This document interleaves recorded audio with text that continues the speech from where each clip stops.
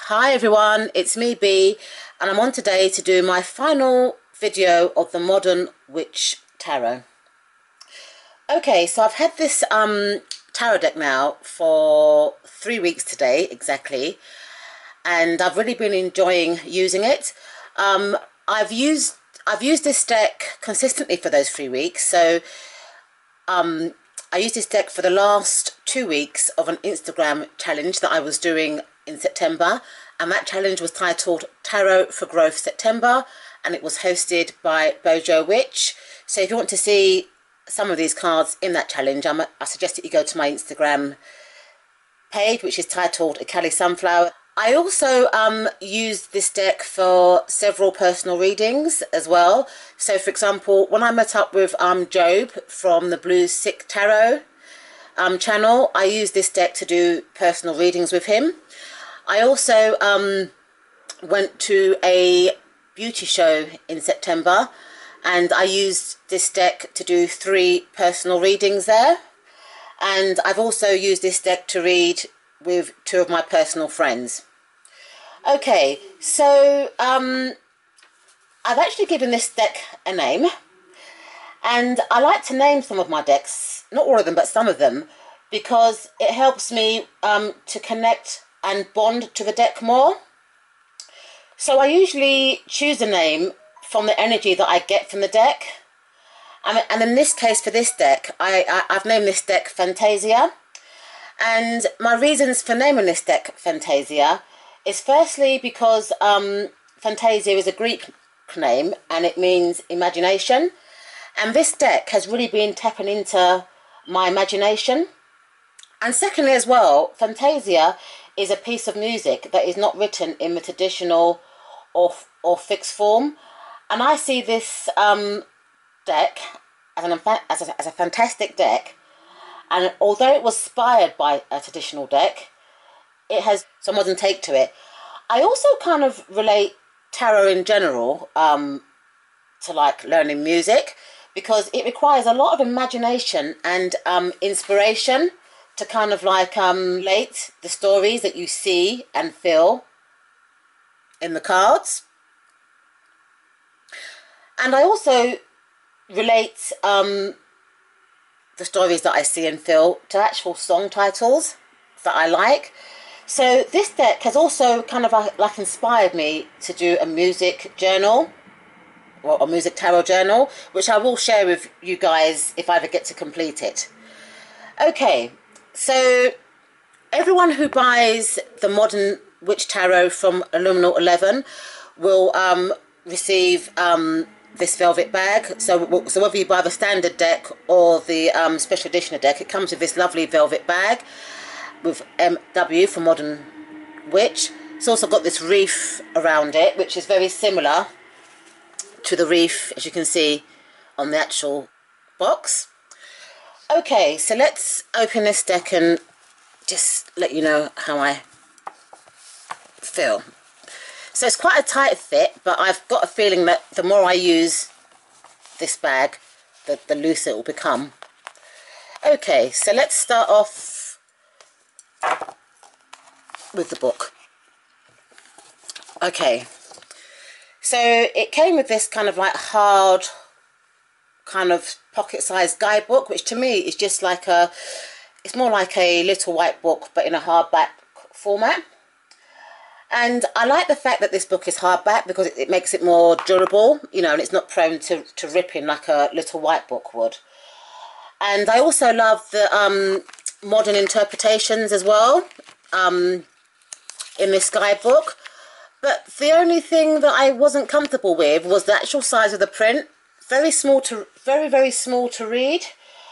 I also would have liked colour interpretations, you know, in this guidebook as well. I would have also have liked to have explanations of the symbol used and the reverse meanings, because I do read reversals, and I do find that reversals give the card a different meaning. I've also liked to have seen a bit of numerology explanation. Numerology is a thing that I'm kind of exploring in my tarot journey. Okay, so let's take a look at the cards. Okay, so as I mentioned in my previous videos, this cardstock is very, very thick.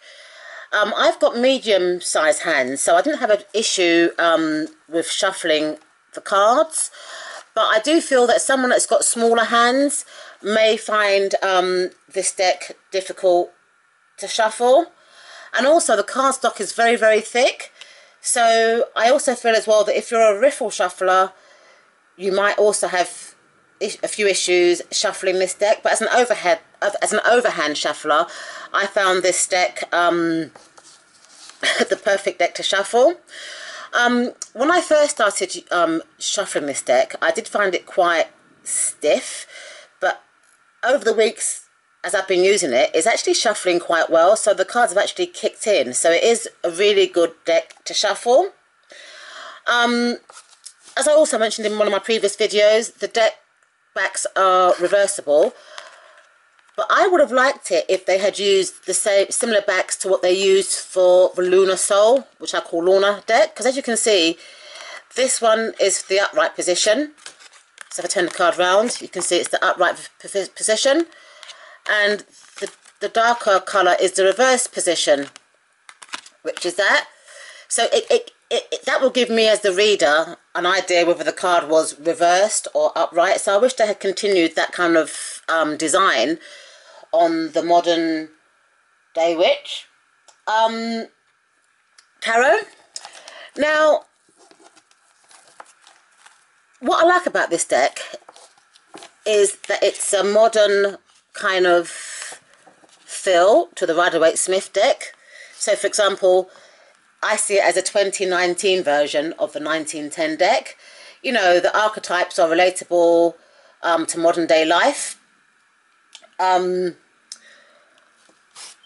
I would have liked it if the suits were kind of like color coded, because for me, I think the color in the suits helps me with the energy of that suit. It helps me relate more to the energy of that suit. Okay, so for example, the cups tended to have like pink, which to me I suppose can relate to love and emotions and stuff like that. And the swords did have like a lilac-y purple feel on the actual swords, but the backgrounds were all the same throughout. And sometimes I like to select cards randomly, and if the suit is coloured, that's a bit more easier. A lot of people, when I done my actual flip through, said that the deck was an all feminine deck, or said that the deck was too kind of feminine. And I do feel that this deck was kind of designed for LGBT people, people of colour, and people that are kind of femme. And I also think that femininity and masculinity is open to people's own interpretation. I kind of see this deck as non-binary, but I do also get masculine and feminine energy from it. For example, if I look at the borderless Rider-Waite-Smith deck, this card here is the Queen of Wands, and to me her face looks quite masculine. You know, she's sitting in a masculine kind of pose, so this is kind of like a non-binary card to me. And then the Strength card to me, you know, even though the person's wearing a dress and has got a feminine hairstyle, her face is very masculine to me. And then the Two of Cups, you know, even though it can be assumed that this is a heterosexual couple, both faces to me in this card are masculine. And then again as well, the World card, although the top part of the card is feminine because she has breasts, the bottom part, the legs, look quite masculine to me. And then the face also has a masculine feel as well. So I do think that there was kind of non-binary characters in the Pamela Colman Smith, Rider-Waite-Smith kind of deck, and it's just been transferred to me in this modern witch tarot. Okay, so my favourite card in this deck is the Hierophant card. And I don't usually relate to the Hierophant card normally in most decks. But the reason why I liked this Hierophant card in particular is because to me Hierophant is to do with like traditions and stuff like that, and being conventional and etc, etc. But in this particular card, this person, again who is non-binary, looks female but's got a very masculine face to me, is sporting tattoos, which to me is quite an unconventional thing to have on a Hierophant card. But then to me this card could also be saying that what might seem conventional in one culture is unconventional to another culture, and stuff. And also as well, with in relation to the cards being feminine in this deck, this one here, which is the Seven of Pentacles, you know, I see this character as male. You know, it's got masculine kind of legs, masculine kind of face, it's got a stubble. Could be someone that chooses to cross-dress, you know. This one here again as well, could be a non-binary person, masculine looking face but feminine looking, but well, feminine clothes, feminine legs and masculine top part. And this one here I kind of define as a metrosexual male. So again, I think it depends on what people's definition of masculine and feminine is. But to me, I think this card has masculine and feminine energy entwined. Okay, so another thing as well that I found interesting was the alternative Ten of Swords. So for example, it's exactly the same picture, but one just says the Ten of Swords and the other one says everything is fine. I would have preferred it if they had used two different alternative cards, so you've got an alternative choice as to what Ten of Swords you would have liked to have used. So in terms of the cards, I found the images very relatable to read with. It's more of a modern feel to me. I mean, some of the cards here have scuffed a bit. Can you see there? I don't know if I've overused them or over shuffled them, but some of them are kind of scuffing. It's got like a young feel to me. So I think that a younger person or a beginner would find this deck quite useful.